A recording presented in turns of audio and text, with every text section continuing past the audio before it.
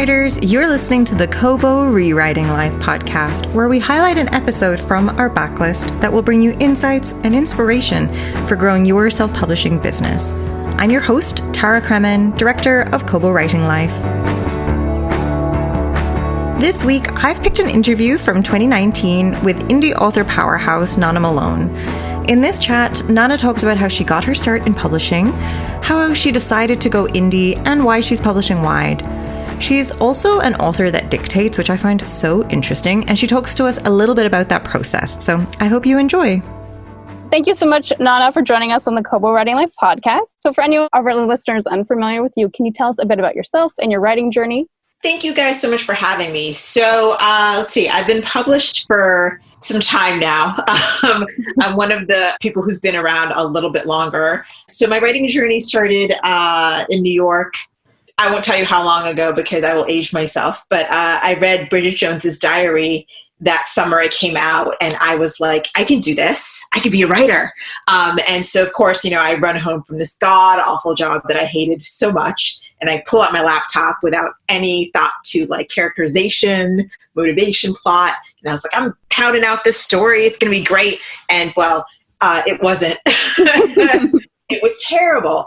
And it took me a very long time to finish that book, about 8 years or so. And I finally finished, and, I had a friend, I'd finally learned about RWA and those kinds of things. And I had a friend I met in one of the groups, and she was like, this is super great. I love it. This is awesome. Now write another one. Oh. And I was shopping that book, and I did get a couple of agent bites for requests for a full. And I was so excited. I was like, oh yes, this book, it's going to make me all the money. It's going to be awesome. And whenever they got a full, I got a lovely rejection letter. I had so many. But that friend of mine, she has stayed a good friend over the years. And that next book I wrote was the first book I published with the Royals Press, Game Set Match. So if she hadn't said that, I probably would still be shopping that awful first book. Okay. So Game Set Match was 9 years ago now. And that was my first published novel. And it's been a wild roller coaster ever since. That's a really cool story. So what does a typical day look like for you when you're working on a title? Well, it depends on what week it is. If it's a writing week, early start to the day, I have learned over the years that if I don't write words first, they will not be good words, and there will not be many of them. It's right out of bed. I just head down to my office, and even if it's just 500 words, it's 15 minutes, it's a paragraph, something has to get written. And I'll generally try to do about one scene just to get my brain in the mode. Then I'll work out and, get the kid ready for school and all the mom things that have to happen. And I dictate. So for me, it's, walking around my house with my recorder, telling stories to the dog who seems not that interested. And then if it's an editing week, same kind of process. I will try to start early. Editing is so much more painful for me. It's easier to get the draft out for me than to sit and go through it and make the jigsaw pieces fit. But if it's an editing week, same kind of thing. But then usually there'll be some stops and starts to reread. And then there'll be much yelling at the outline for why do you not work? Then there'll be usually an epiphany where I jump up and down. I'm like, oh my God, I know why. And so then it's new words get mixed in there. But editing takes a lot longer. Because usually for me, that's where the real magic happens. Because that's where you start to I can pour the story out, but I don't know them. I don't know my characters until I've sat with them for a while. And, they've yelled at me. I've yelled at them. We've called each other names. And then we ease into a lovely relationship. Sometimes it takes a while, that going. But usually editing weeks are a little more stressful on me because I also know someone's waiting on it from me. So, and I hate to edit. I mean, I'll roll around on the floor for a while too. I don't want to. I feel like everyone does that.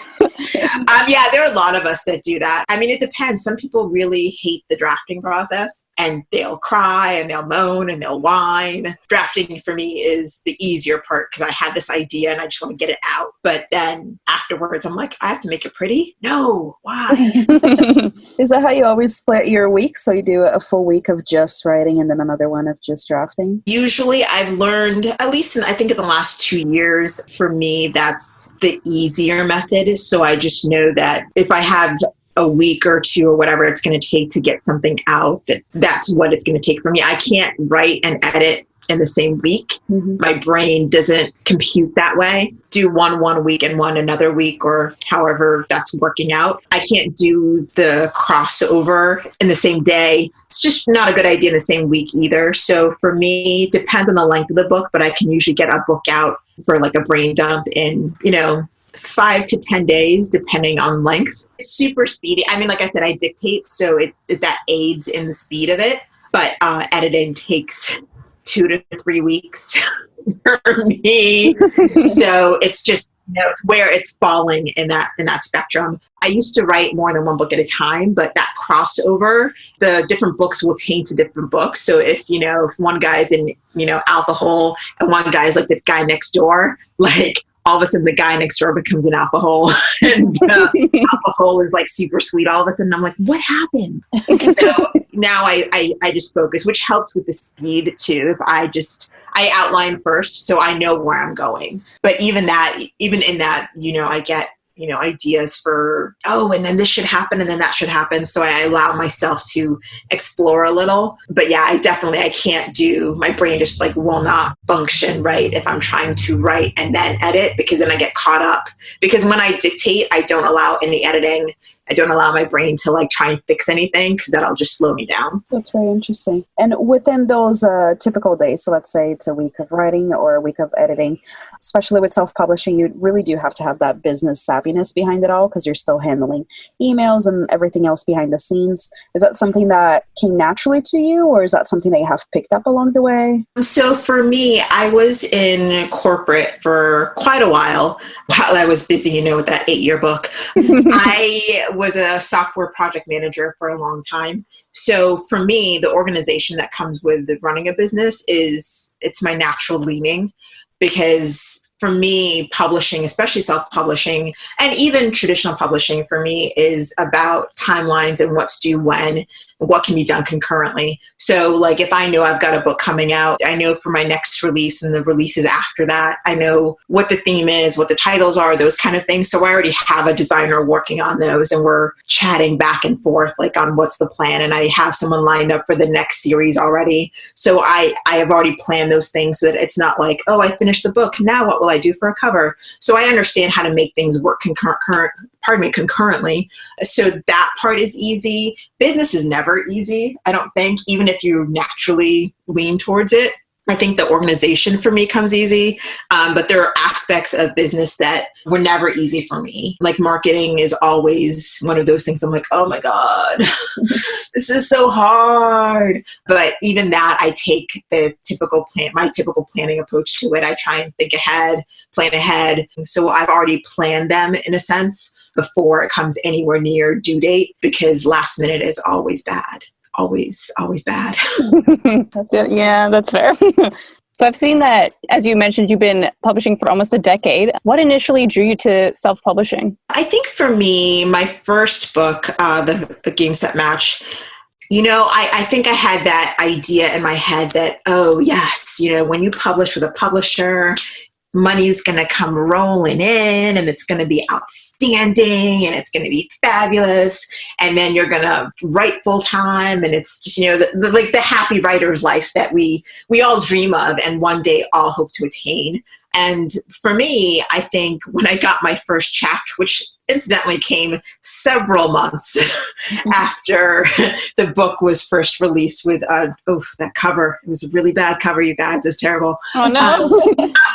And I think when I saw my first check, which incidentally was $57.16, I was like, oh, where's the riches? And I think that was a reality check. And when I published, that book was in 2010. And I think for me, it was at the beginning of the advent of, I think the Kindles had just come out and people were starting to read on their e-reader. And keep in mind, I've been reading ebooks for a long time, even really for a couple of years. Like, there were companies like Elora's Cave and those things, and I'd been reading them on my laptop for a long time. There was just no real device, and people weren't really reading on their phones then. Listen to me, I sound like, back in my day. So like I was familiar with the the idea. You get the PDF on your laptop and you're like, I read on the train or whatever. And so I was at least familiar with the concept, but it was really once the Kindle came out that it was like, oh, okay. And then that same friend who told me, like, that's super cute, first book, that's great, write another one. She was also the same one who really pushed disappointments. She given a book to a traditional publisher and she was disappointed in the results or support she got. And hers was a different publisher. And she was just like, oh, I'm not happy. I'm going to do this indie thing. And I was like, oh, well, let me know how you like it. And, she came to me and she was like, you need to do this because I've already made more money than I ever was going to. Wow. That's amazing. Of us who grew up with, Nora Roberts and Linda Howard and those people, we all just kind of, trad was the box we thought we had to fit into. Mm-hmm. And I think that for most of us, we're like, oh, and I would do it too. I would go to the bookstore, I would go to Barnes & Noble or Borders, remember them? I would, go to the romance aisles and like visualize my name on a book in those shelves. I would see it and I would be like, I'm coming for you. I'm like, this is where I go. And to let that go, there was a little bit of like, oh, I don't know. But I had another book that I'd submitted to a publisher based on the publisher's call for books, and that had gotten rejected. And it was nothing like Games That Match. It was it was superhero romance, which was not a thing, but also not in the genre I'd written in previously. It was a different tone. But, I wasn't thinking about any of that stuff. I was like, oh, well, my friend says that this is like an easy thing to do. And I, was like, I could do that. And so I took that book, I Googled was Google even a thing then? Hold on, let me think about it. I, looked some people up on the internet in terms of like editors. And I was like, okay, I can just put this up myself. The story's done, so why not? Because I didn't think it through in terms of like, well, marketing and maybe hold on to this book, write another rom-com. No. I was like, I'm just going to release it. It's going to be great. Yeah. And I did. And there was a certain ease to that. And there was a certain like skipping over the line. It's like, when you go to a club and they force you to wait in line for no good reason. Like there's no one in the club. There's no one there. And you're like out there in like hot pants and, like a tank top. Maybe that's just me, but like for no good reason. And it was disappointing. And so I just said, well, this book, they don't want it. I wrote it for them. So let me just push it out. So there was an ease to it that let me at least do something with the story. And then what was fascinating to me was in the first week, I already made more than I had on my first book. Wow. And keep in mind, it did not make a lot of money. And the book was problematic because no one who bought Games That Match, the 4 people, were like, oh, yes, this other book, Reluctant Protector, this makes sense, because it didn't make sense. There was a lot wrong. And like, I put the book out for 99 cents. I was like, yeah, it's great. And, people did not. And superhero romance was not a thing. But I'm still convinced, it was still one of my favorite books to write. So I'm convinced superhero romance will become a thing one day. I'm surprised it's not. Yeah. Right? There are a couple that like are sort of in that realm. And I know you can't say superhero, but there are people with extra abilities, we'll say. Yeah. And you remember the show Heroes? Like I wrote it like right in that like Heroes time and all that. Mm-hmm. So it was, for me, I loved it. And there was action and all the stuff that I like adored. So I was convinced, but it was not a thing. And I was a newbie and I didn't know what I didn't know. There was so much I did not know. And so for me, self-publishing allowed me to not necessarily make a living, but to earn like actual real money. And then, as you go along, I learned to get better editors. And I was able to really kind of exert control over the process, which, spoke to me in a way I didn't think that it would. And I'd always been that person who was like, I don't want to run my own business. I just good with what I'm doing. But there was a part that absolutely called to me. And I really, really like control. I like being able to say that cover blows. Let's change it. And when you have a traditional publisher, like you are not in charge of the marketing. Sometimes you get a little bit more leverage and you can, go like, guys, that's not going to work. You are able to exert more control because at the end of the day, it's your name on the book. Mm-hmm. And, if the cover is bad or the blurb is terrible or the blurb doesn't match the book or whatever, it's your name. People will email you. They can never email the publisher and say, what in the world? And so being able to exert that control is really useful to just even be able to market the book appropriately. But also, you get the money, which is a really big deal. Did you notice a big difference, like as you've been publishing, because you said you started self-publishing fairly early on when that was the first thing to do, basically. Have you noticed a big change in like the landscape or like how you approach self-publishing now rather than when you first started out? Oh my God, yes. I mean, so let's see, after Reluctant Protector, in my brain, I was like, oh, let me go back to rom-coms, which I did with Sexy and Stilettos. The number one thing you notice, there's more support businesses, the indie community. You see designers, way more editors. People are putting up shops.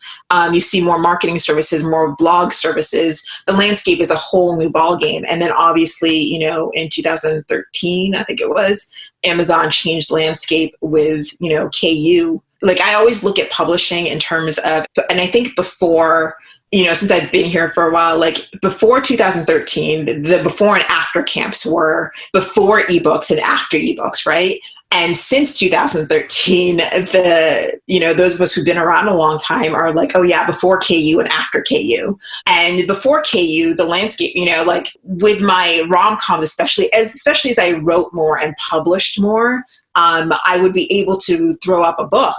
And, my rankings across all platforms would just be sky high. And, the feedback would be immediately great.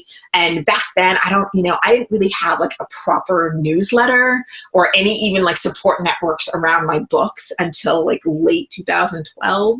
And those things are a staple of my livelihood now. So those things are different. And so for me, I always believed I like my income to be diversified. I've been that person, back in the day when I was working corporate, I worked for a lot of startups. And then you believe all the things because you should believe it. You're doing the work, so you should believe in what you're doing. But then you're like, I'm buying in, I'm going to buy stock, I'm going to do this, I'm going to do that. And then oops, it fizzles or goes bust or whatever the case is. And then you're like left holding the bag and you're like, oh my God, what just happened? And keep in mind, I've worked for several startups, at least 5. So I personally am like, wait, you want me to put all my eggs in one basket? Please tell me I've learned my lesson. Yeah. And so I've always been a big proponent of wide, and I've done that from the beginning. So I think for me, when KU came out, I was like, well, it's something I might try, but I'm not going to certainly just be like, I'm only publishing in this. And what's interesting is you have a whole swath of authors who've only ever had one audience. Mm-hmm. And when they try to, build another audience, I get it. There's a fear aspect because it's something you've never done before, but also it doesn't immediately work because it takes time. All of it takes time. But, I've always, whenever I'm asked to speak at a conference or something, I'm always like, listen, as captain of my ship, I have my hand in all baskets. And I build my relationships across all platforms because you never know. One day the terms of whatever you're agreeing to will not be agreeable to you. It's true. It's very scary. And that can happen. And that just happens in life because I've been there, at my ripe old age of 25, which is what I'm just going to claim it forever. At my ripe old age of 25, I've just learned those lessons. And the thing is, everyone has to learn those lessons for themselves. So the publishing landscape it's huge, it's vast, it's this amazing thing. And, and I've seen people who were doing amazing back in 2012 and you were like, oh my God, I just want to be that person. But they haven't been able to shift and been able to turn on a dime. And, and I think because I worked in markets that, in software, things change like that. Especially web software, it's like, and now there's Google and everyone's like, oh my God, we have to use this and we have to do this now. And I'm used to just looking at what's in front of me and going, is this working? Give it a little bit more time. But I set a deadline, I look at it and I'm like, not working, change what you're doing. And a lot of people aren't necessarily able to do that. And then there are people who do it so much better than I do that it's astonishing. I moved all my books to KU, or I moved all my books to Apple, or I moved all my books here or then, or the ones who are like, nope, I'm completely diversifying and I'm just doing that. And they're still doing great. So there are people who've been able to adapt and those who haven't. but there's room for everybody. I think that as long as people are making decisions based on what they want to do and not what, like the grass is greener over here or grass is greener over there. And then those who understand that things take time no matter what you do, I think those people are successful. But it's a vastly different landscape. But the good news is that there's options. There's so many options these days. And I think that's one of the biggest differences. And and there's so much more you have to do now. Before I could just throw a book up and just walk away. Yeah. Like I joke that like I'm one of like the old school authors who are like, what's this social media thing? And it's like back in the day, you could just like, you didn't even have to send a newsletter. You would just put up the book and like your ranks would be great. And people on all platforms would just go get it. And you'd just be like, this is awesome. And money would turn up as if by magic. And that's not the way it is now. And so you have to put in the work. So it's completely different, but I think it's doable. And I think that, there are people who are doing amazing things and who are really kind of learning and like working their abilities so that they're the best that they can. And then some are doing really well, and those who can't adapt, you have to figure out a way to. Otherwise, time will pass you by and great books won't get read, which is sad. That is sad. That is. And I find like patience, like even for like doing work at an office, you just like need to be patient, see what's happening before you can to, like change the way you're doing something. And that's hard to come to terms with. At least that's what I find. Oh, yeah, no, that's super hard to come to terms with. Like I'm impatient, super impatient. Exactly. It's finding that balance, right? Because you have the side of it where you're putting the book out there and you don't have to wait all those months, but at the same time, it's not like the results are going to be just as instant. Yeah. Yes, that is true. And that's, I tell people like, I've given, back when RT was still a thing, I've done several talks on, diversifying your income. And, I always say it, I'm like, listen guys, if you've been solely one platform, and you're like, okay, no, it's time because you two are like, whatever terms are laid in front of you is something you can't live with, which is business, and you're walking away from that deal, great, but give it time. Yeah. Like you have to be patient. You can't be like, well, it's been 3 days or it's been 3 months. Sometimes you have to just say like, the plan is I'm just doing it for a year. It's a tough thing to have to do that. It's hard. It's hard to sit there and be like, but my income, and some people can't afford to do that. And I totally get that. You have to do what's best for you. But like, honestly, I think it's being patient and then just also making sure you have product. Like you can't just be like, I have 3 books. And which is awesome. And writing a book is hard. Like I get that, but write another book. That's the best advice I ever got. Like that's great. Awesome. Super cute. Write another one and keep doing it. Rinse, repeat. Don't stop writing. Exactly. That's amazing. Just to switch gears a little bit here, Stephanie and I were talking about this earlier. So 2018 was a big year for Royal Fever. Yes. At least for both of us. I mean, that's what I found. Yes, Royals are awesome. It's been very good to me. That's what we were thinking. Yeah, we were wondering about that. Yeah, no, I mean, this year, it's been an amazing year. And I think for those of us, like, clearly I was an infant when, Princess Di got married because I'm only 25. But, yes. But I remember, even if I don't have the visceral memory of like watching, the procession, but like I remember the visuals of like post that Princess Diana and, she's going to some, war-torn place and she's just like the kindness and whatever and like the princess and those of us who are raised on Disney, like come on. And then we were fed the Disney, the princess and the prince. We were like, as little girls especially, we were fed that, whether that's positive or negative. We've been fed that like that handsome prince ideal. So of course it's like this fantasy thing. Yeah. Oh yeah. Can you tell listeners actually a little bit about the premise of the Royals Undercover series? So Royals Undercover, so that's the first duet in the Royals series for me. The premise was, and this is a premise I have had for, I want to say at least 8 years. The idea that I had was, what if it wasn't the typical, the princess in trouble and needing to be saved, but what if the girl was the guard? What if she was the bodyguard and it was the prince who needed to be saved? And originally the title was going to be Penny and the Prince. way back when. And I've had this idea for so long.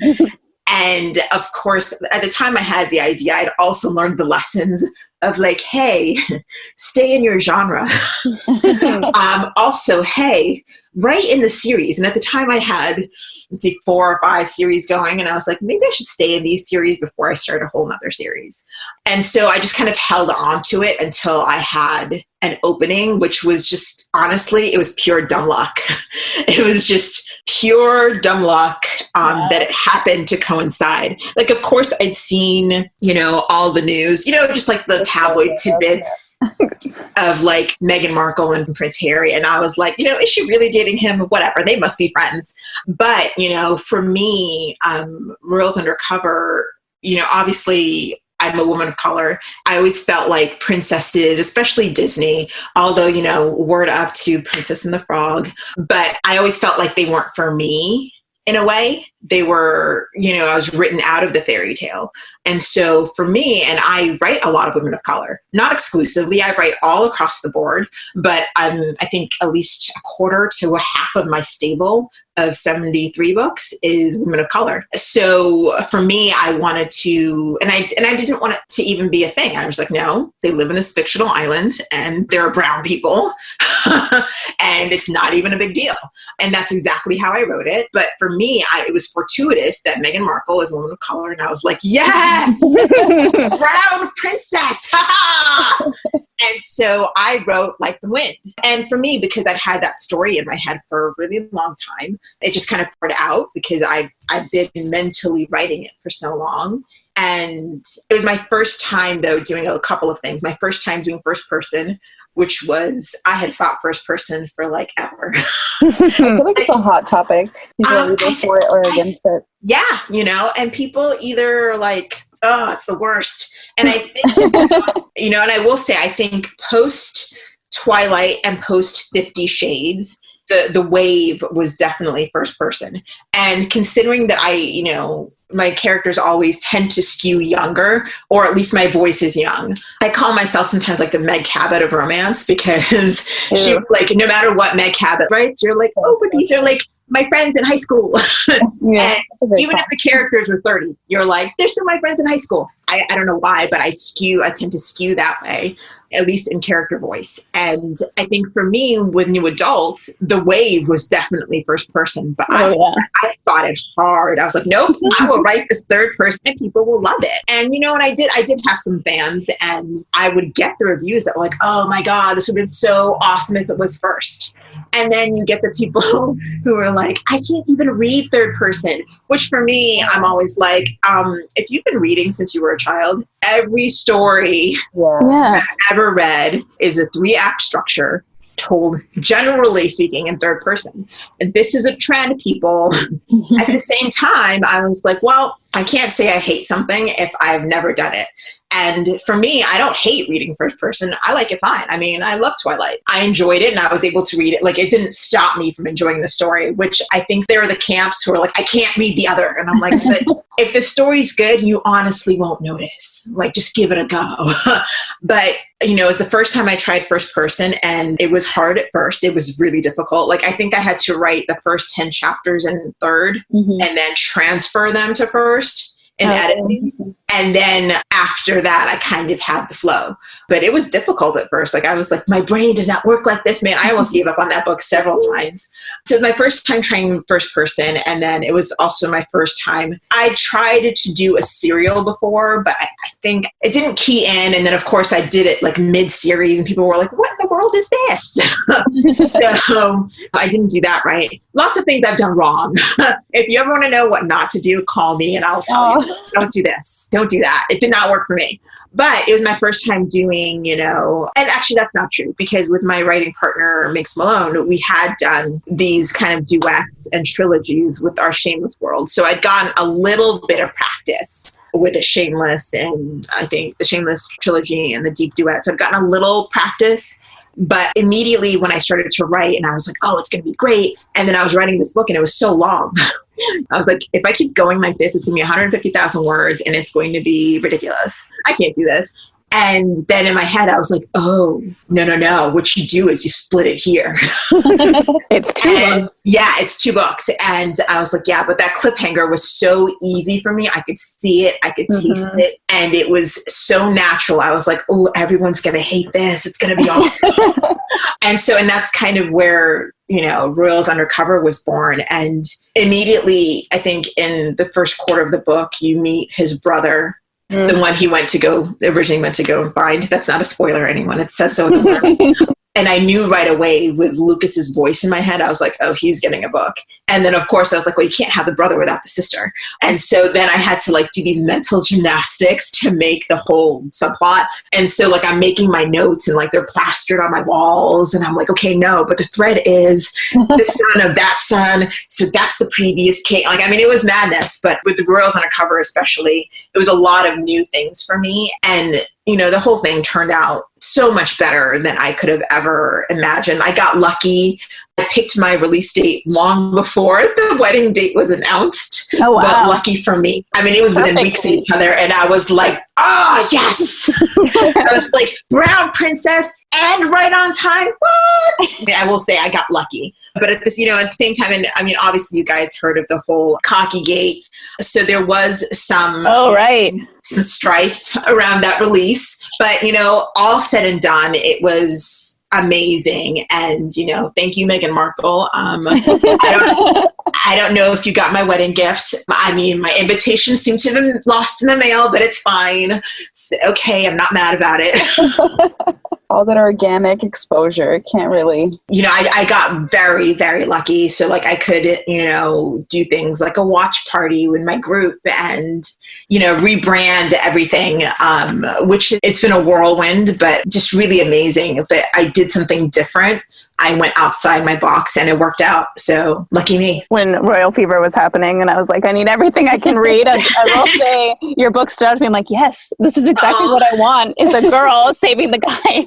Thank you. Yes. And the feedback on that has been actually really amazing. I've always written strong female characters, always. And that's, kind of my thing. I'm always like, why does she have to get saved though? I can't ever let it go. Or if she's getting saved, I have a heroine who's forever just giving nothing but lip about the whole thing, just pissed off about it. And so for me, I was just no, I was she should save him. But and he should still be an alpha guy, not even know. And I was oh, but what if he doesn't know he's being saved? Oh my God. So yeah, that's how that all sparked. So speaking of readers, how do you engage with readers? Are you active on social media, or you mentioned your newsletter? Which ways do you kind of sit down and try to chat with people who enjoy your books? I think in today's day, no matter what you do, you have to, good or bad, whether you love it or you don't love it, social media is a main cornerstone because that's your platform. Your newsletter also falls in that platform range. Those are people who signed up to hear from you directly. And I always say this, especially if I give a talk, you had better have a newsletter, even if it's 13 people and it includes your mom, you'd better have a newsletter and you had better be consistent in your communication and talk to your people, because those people are people who have read your books, loved them, and decided to follow you. And so for those of us, I think, like I said, who are pre-2013 and a little bit oh, but why do we need all this extra stuff? I think that transition could be probably a little bit more difficult, but you must now, because that's the playing field you're dealt. You have people who want to hear from you. There's nothing worse than being on an author's newsletter and you don't hear from them except every quarter. Because by then, with the way books are released, this week's release list, there were so many books. Mm-hmm. Social media, your newsletter, those are all ways of communication. And these days you need it. Especially people loved your work and have decided to follow you for whatever reason, it's always amazing to me when people are oh my God, I've never read your books, but I saw a video of you somewhere and I loved it and had to follow you. And I'm like, hey, whatever it takes, because even if they haven't read me, I've been given an opportunity to convince them to read me again. So if they got there by a video or some funny meme I posted or whatever, however they got to me and they're getting to know me, it's like dating. You keep seeing me around and you're like, oh, she's super cute. I want to check her out. Yeah, basically, you want to take me out. And then I have free books available. I have lots of books. So I have free series starters everywhere you turn. I can then tell you hey, try me for free, or go over to Book in Maine. You know, it's like sending like that sexy photo of yourself to someone. It's like, do you like it? Go ahead, click it. Go ahead, click it. You know, you want to. And then next thing you know, they read your book and they're like, I did that in my group. I was like, who here hasn't read Cheeky Royal and would like to? And I had over like 70 people or whatever. It was on sale then at the time. And so I just gifted it to all of them. And the number of people who said, oh my God, I need Teasing the Princess, which is the 6th book in the series, was shocking, because that 99 cents, I mean, that barely cost me a thing. Yeah. But they took the opportunity and read through the whole series. And then they were like, but I need the next one. I'm like, yeah, you do. You know, however they get to you, if they're following you and you have the opportunity to talk to them. If I didn't have a Facebook group to be able to ask that question, I would have lost out on new fans. So I think all social media, your newsletter, I did it for my newsletter as well. I often will do like BookBub sales. I let my newsletter know, and people always reply. They're like, oh, I didn't know. And like, they're like, I didn't even read the series. I completely missed it for whatever reason. Or they're new to me and they'll be like, oh my God, I need the next, you know, I think for this one super fan, she was like, you guys have to write Oscar's book. That's from my Shameless World with Meghan Malone. And she's like, I need Oscar's book. And I was like, okay, we'll get there. And she's like, no, I need it now. And I'm like, okay, relax. She's like, no, but I got the BookBub and I read through the whole thing and I need to know what happens to Oscar. And I'm like, oh, gotcha. You know, I'm like, you're in the world now. And then she's like, oh, then I read the Royals while I'm waiting. And she's like, now I'm hooked. I can't stop. And I'm like, yes, because however they get to you, you need all avenues for them to get to you, whether it's audiobooks, your actual books, social media, your newsletter. Make it easy for people to find you and communicate with you. And I know that that's weird for a lot of people, because like back in the day, like I think I wrote one fan letter to maybe like Nora Roberts like a million years ago or something. Or no, it wasn't Nora. It was Suzanne Brockman. She'd written a brown girl as a heroine in one of her books. And I was like, oh my God, holy cow. And so I wrote her a fan letter. But like the idea of people just like reaching out and touching you, it's really weird. It's an odd thing, but you know, it's kind of the landscape now. The landscape has changed. You either adjust or you don't. If anyone's skeptical about readers joining newsletters, I do join all newsletters. If I read a book, I'm like, I really like this author, I will join a newsletter. Yes. So it does work. Yeah. And I think most people see the value. I mean, and when I say communicate frequently, we all have something to say, something that our readers want to know about. And it's always funny because like the newsletters where I talk about my family and I talk about like a research trip that I took. I was in London recently and I wasn't there for research. I was there for another reason, but like I was like, oh, let me go like scope out this place for like an upcoming book or whatever. And people clicked on that random like story more than anything. And I was like, oh, they just want to talk. They just want to know me and they want to know you and they want to know what you're up to. And especially if you can tie whatever you're doing to like an upcoming book, more the better, because then they're invested. These days, if people are voyeurs in a sense, they really want to know you. And it's better they're not, you know, like outside your house with binoculars and they're in your newsletter. Like that's a lot better. That's a lot safer too. I have to say, I love the idea of a research trip. I would love to do that. Yes. Whenever I go for a signing, if it's international, I'll piggyback that on research. Or if I'm somewhere, you know, like if I'm home in Ghana and you know, like I'm like, oh, I could do the story here. Like it helps to do that. I haven't yet gone purely for research purposes somewhere, but like I plan to make that a thing. That's awesome. 2019 goes. Yeah. I will remember you and be like, you guys, research trip, you down?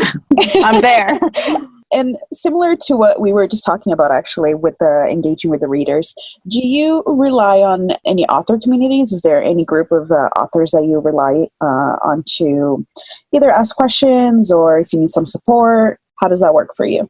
Oh, yeah. Again, I will say that prior to this year, I was very much a pre-2013 author and relied heavily on the whole, write another book. That's the best marketing you can do. And being a self-proclaimed nerd, I'm generally awkward. And like, it's just two of you, so I can talk to you now. But like, I can be very awkward and really shy. And I feel like everyone can be. I know I am. Right? And so like, I think for a lot of authors especially, it's really difficult to like reach out to people and be like, oh, you know, blah, blah, blah. And so I was not good at networking at all. Like terrible, awful. And this year I've had some people in my life who are like, no, you're going to do this. And I'm like, oh, I don't want to. I mean, I legit kicked and screamed. Like, no lie, I don't want to do this. But like, I've gone on retreats, and like every time before I'm supposed to go do something that's going to force me to like engage and like talk to people, I legitimately do not want to do it. I pack last minute, which is clearly, you guys have talked to me for like 30 minutes. That's not me. I am not a last minute person. But like, I can always tell when I don't want to do something. I'm like, I don't want to go on this thing. And then I go, and it turns out to be really awesome and really supportive. That came in handy when Penny Reed reached out to me during the Cockygate scenario. Mm-hmm. And she was like, hey, we're going to put together an anthology to help with trademark bullying. And she's like, I want you to write a story. And I was on a heavy deadline. And I was like, dude, I want to, but I can't. And so she was like, write the foreword. And I did. And Cockygate Cockygate Cocktails did amazing. And it raised so much money for people who could really have used it. Like, when the whole scandal happened to me, and I was fortunate enough to be able to afford a lawyer who still gave me the advice to change my titles, you know, it was awful. And in that it happened to me before it happened to anyone else. And I just kind of quietly sat there. But I did reach out to like a group of author friends, and I was like, you guys, is this like even a thing? I was like, you can't trademark a word. And everyone, the consensus was like, no, but like none of this had happened yet. So like the rage around it was insular in that group, because I also am not that person to drag readers into things. Like, that's not who I am. I'm like, I'd rather readers just focus on, you know, my words. And that's how I am as a person. Mm-hmm. And I'm just generally low drama because I have work to do. I don't have time for all that. I'm busy. I'm busy. Like, look, I'm like, do you have a crazy 8-year-old? No? Okay. Then you don't feel like, I have things to do. And so but that's just also not me. I'm very low drama, low stress. Unless someone like when it's for me, I won't get crazy. But if it's for someone else, like I'm the first one, I'm like, let's kill everybody, you know?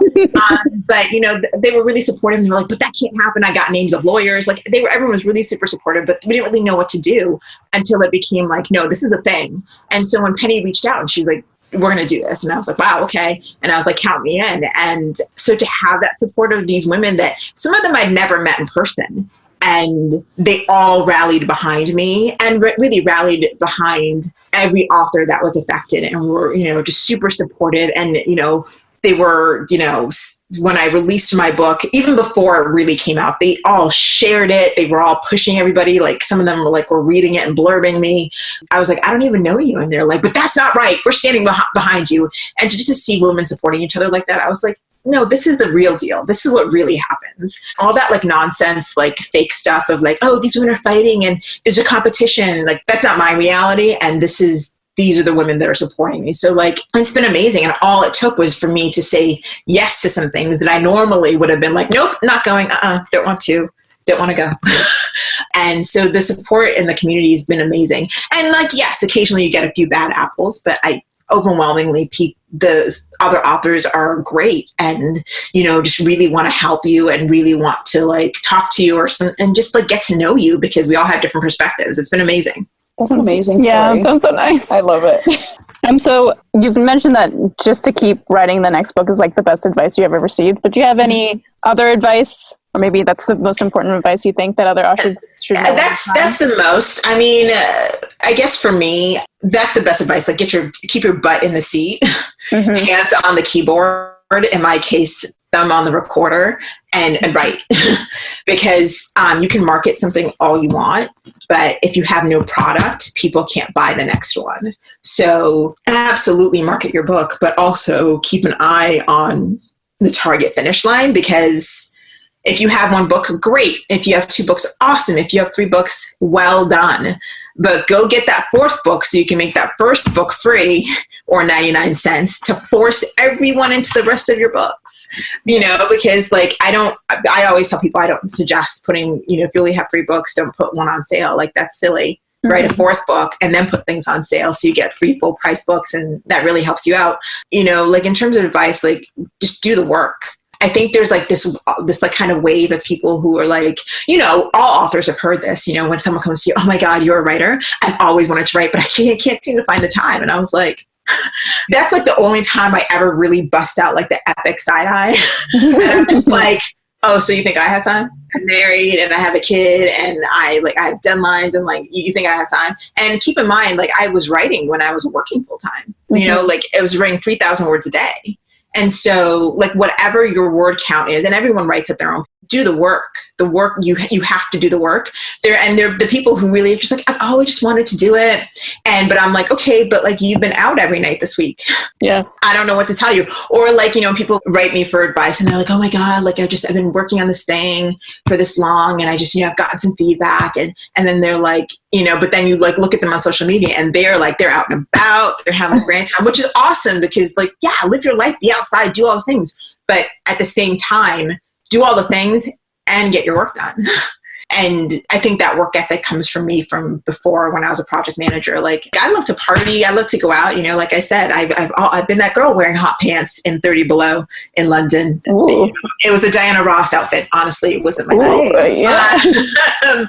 Totally do that, but also get your work done. It's just like college or whatever. It's like, yeah, you can totally party if you have a paper due. Cool. If you're that person who can get the work done after you party, after you're hungover, like, can you get it done? Know yourself. Because if you can, awesome, do it. But also do the work. Like, no matter what, do the work. No matter what you're going to do. And then obviously there are the people who only do the work too. And I'm always like, go have some fun, because you have to feed the soul to be able to do the work. But yeah, no, like sit down and actually get the work done, because without product, you can't viably market yourself. And they're the people who just kind of like want to rub the elbows with the authors, and which is fine too. There's a whole community of us and we all like lift each other up. But if someone says to me their goal is, and I'm like, because I always say, what's your goal? And I find a lot of people don't actually know how to make a goal, which the former project manager in me dies a little. Every time someone says, I don't set goals, like project manager loses its wings.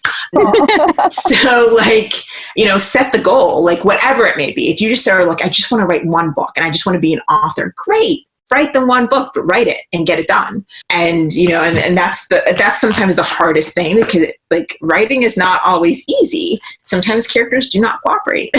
Sometimes they hate you. Sometimes they wake you up in the middle of the night. It's not easy, but if you can do it, it's the greatest joy to be able to be like, oh my God, I'm done. And then it's something that you're proud of. And even if you just do it the one time, that's amazing and a feat. That's the number one thing, but you guys remember when people would do those boards, like the chalkboards of like, one wish or whatever, something you've always wanted to do. Whenever, and then CNN did a story a while ago, and they were like, the number one thing is everyone was like, oh, I want to write a book.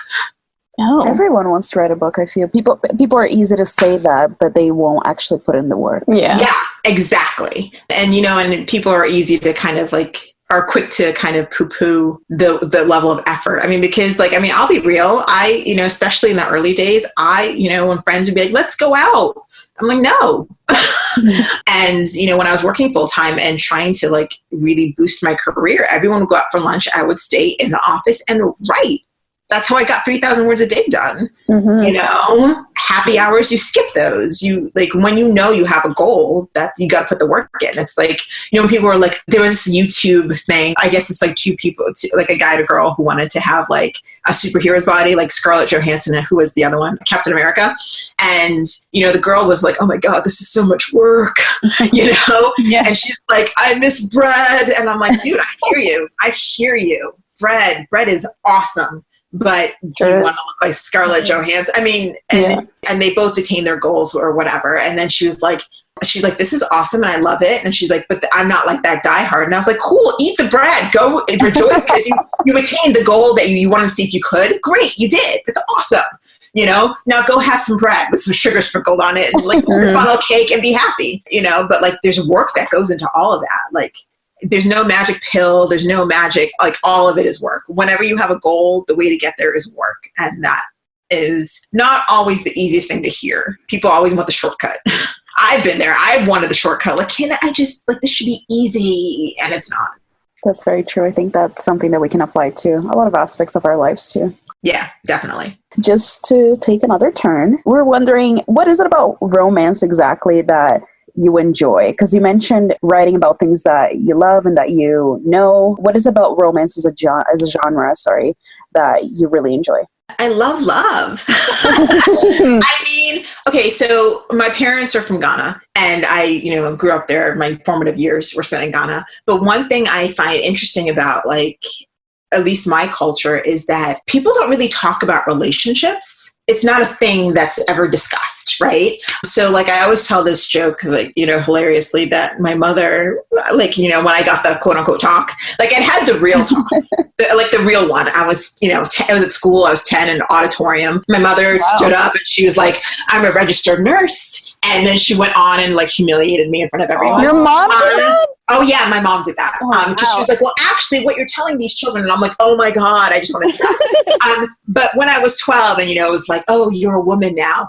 What she said to me, I thought I was going to get this, like, great, like, talk on, like, relationships and, like, how you should be treated and how it should feel.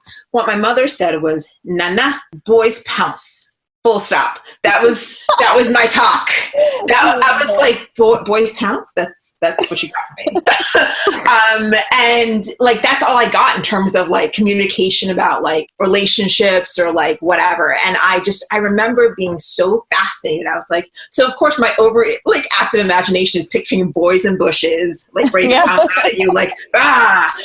And, that's not wholly inaccurate. But I was super curious about, like, but, like, how do you know that some boy you're crushing on is the guy? Like, I was looking for, like, kind of like, well, what about this guy over here? Like, he's cute too, but why don't you feel the same way about that guy as you do this guy, and that guy is a better guy for you on paper or whatever the case is. So I was always fascinated with the nuances of relationships. And of course I loved rom-coms, and I watched all the things, and, I was just always like, oh, but why? Like, and then of course and my daughter is so funny because she's the same way in a sense. She'll watch a movie and be like, but they belong together. And I'm like, why do you think that? And she said it the other day. We watched Dumpling together. Julie Murphy is awesome. If you haven't read the book, you need to. But she was like, oh, but why is she being so mean to him? He likes her. And I was like, baby, why? How do you know? And she goes, look at the way he looks at her. And even she has cued in. And she's 8. She doesn't know anything. What does she know about love? And she's already cued in. And so, like, I was always curious about that, because coming from a different culture, I was like, well, culturally, you don't see people, like, kiss and stuff. Like, Valentine's Day was not a thing when my parents were growing up. But now I go to Ghana and you see all the things, and it's like, oh, Val's Day, that's what they call it. But, like, even that, you still don't see people, like, really holding hands, and that's not a thing. And in my language, there isn't really a word for love. It's really like, in my language. And there's another, like, my tribe are the Gans, and there's, like, the word is not really, it's not flowery, because our language isn't flowery. Like, Ga is just a very direct language, and when you speak it sounds like you're fighting, even though you're not. There's another language, Chi, and there is a word for love. And also, what's always curious to me is that the language is more flowery and it flows off the tongue easier. And I was like, oh, maybe it's something about the way people communicate. But, like, people don't hold hands really, and it's like the demonstrative things about love and things that you see on television or here in the States or in the West. Like, part of me was like, are they getting divorced? And they weren't, but, like, I didn't know that. Like, I didn't understand. And so I was always curious about what is that and how do you demonstrate that? And, like, I just wanted to figure out how the puzzle pieces work. And so for me, romance was always like, and I was like, oh, at least Western love is portrayed like this. And of course I was always devouring books, and I was like, if there was a love story and also murder, I was like, yay! People died and there was love. So, like, I tend to have people dying in some of my books. I feel like that's my interest too. Murder and, like, a little bit of romance. The vandals, and I do more romance than killing, but I'm like, but then like someone almost got kidnapped. Yay! And then there were hot love scenes, which like, you know, if there's a suspense, it's like, look, you guys are being chased by people. Do you really want to stop to bone right now? Is that that's a priority? Yes. Right? I get it. He's hot. So, all right, get it in. But come on, guys, you're being be quick about it. Is this the time? Like, really? Okay, great. Awesome. Do it. But yeah, so I've always been fascinated. Relationships have always fascinated me. That's awesome. And you mentioned dumpling just now.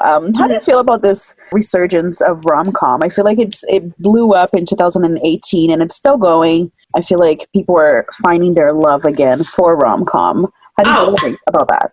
I love it. Are you joking? Because rom-com is basically my genre.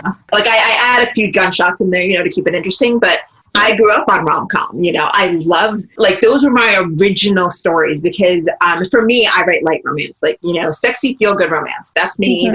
That's my tagline. You know, my strategy is going to be like, and you said the tagline, nice. When I want to be entertained, I don't want to cry because, like, real life is, like, harsh. There's, like, real world things happening. And so in my entertainment, I don't gear towards like real life things. I'm like, I want to go in, I want to dive in, I want to be happy, I want to have some feel goods, I want people to get shot at, and I don't want like it to be a real world scenario. I want some like Michael Bay explosions that are just, I would like give me some Fast and Furious and some kissing. And I'm like, you know, like I'm stoked that it's like that feel good kind of thing is there. And what I love about Dumpling, Julie Murphy's like a genius, but I think that what I love the most is that it touched on real life things and like how Dumpling particularly felt about herself and like how other people felt about her. So like it has social justice in there, but it didn't club you over the head with it. Mm-hmm. And it was still feel good because you were like, but she's also surrounded by love in different ways. And love sometimes that, you know, causes bickering and fighting like with her mother, but like her best friend loves her to the bone. And like, that is her ride or die. And I'm like, yes. And then she's also doing this thing that's like, people are like looking at her like you shouldn't be. And she's like, you know, middle fingers to the air. And I'm like, yes, you know, it's like, I'm just like genius. And then I was like, and it was kissing. So I was like, all of the things. But you know, like rom-com is that's my wheelhouse, you know? So I've been doing movie watch-alongs with some friends on Instagram stories. And the next one is with Amy Dawes, and we'll be watching How to Lose a Guy in 10 Days. So if you guys are interested in catching that, keep an eye on my Insta stories. But I mean, we've been watching these things. So like with Sierra Simone, I watched, Love Actually. And we're like quintessential Christmas. And we're like, it's so problematic in so many ways, but we still love it.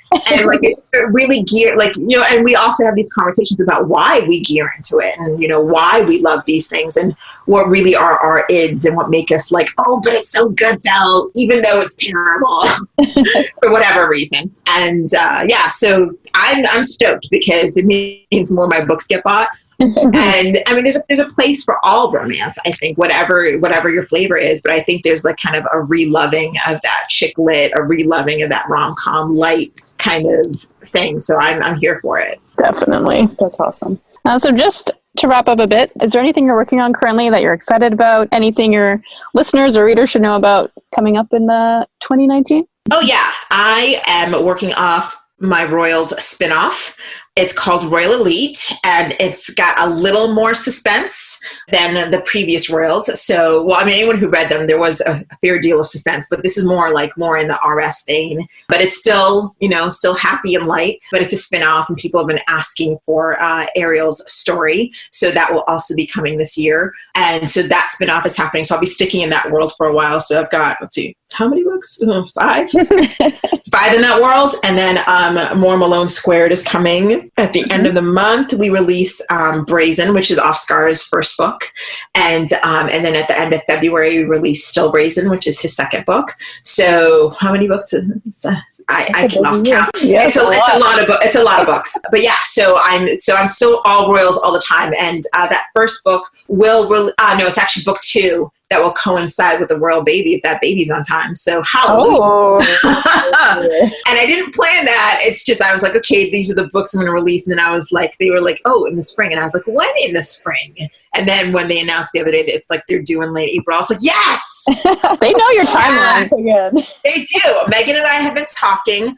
She was apologizing for losing my invitation Yep. to the wedding. So she wanted to make up with it, and I was down for that. So super happy. I'm staying in the Royals world, and I'll be there. For me, it's not really like a passing fad or anything. Like I really dig this world, and I love it so much. And it's the ultimate in fantasy. And, in the States, we don't really have that. And so now that there are two brown princesses, because there is the Princess of Liechtenstein, she's also brown.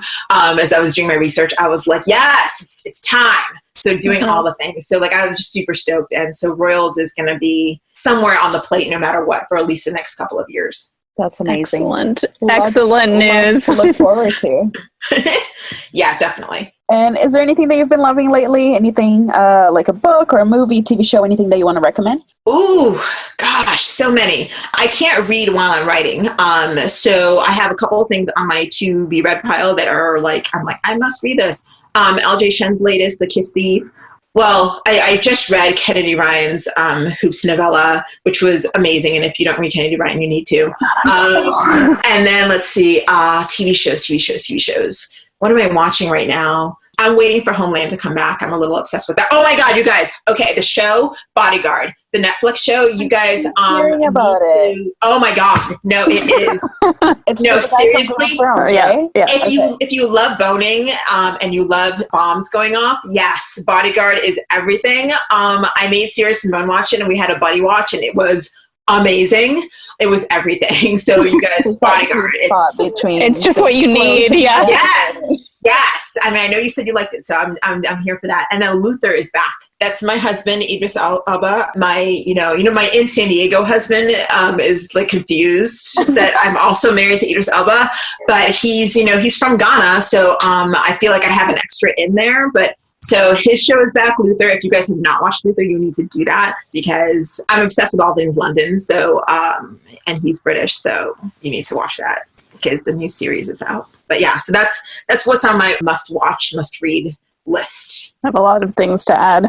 And then, so our final question is, where can listeners find you online? All the places. You can find me on Facebook. My Facebook group is Nana Malone Sassy Readers. And you can find me on Instagram at Nana Malone Writer.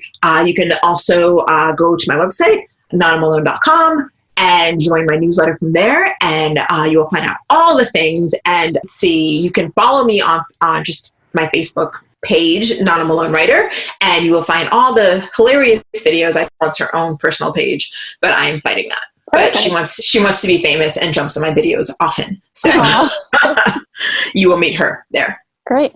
Well, thank you so much, Nana, for joining us on the podcast today. Thank you guys so much for having me. I had fun. It was super fun. Thank you so much. You are welcome. Thank you for having me. Thank you for listening to the Kobo ReWriting Life Podcast. If you're enjoying this podcast, please rate, review, and subscribe. And be sure to follow us on socials. We are at Kobo Writing Life on Facebook, Instagram, Threads, and Twitter. This episode was hosted by Stephanie McGrath and Marina Ferreira, with production by Terrence Abrahams. Editing is provided by Kelly Robotham, and our theme music is composed by Tearjerker.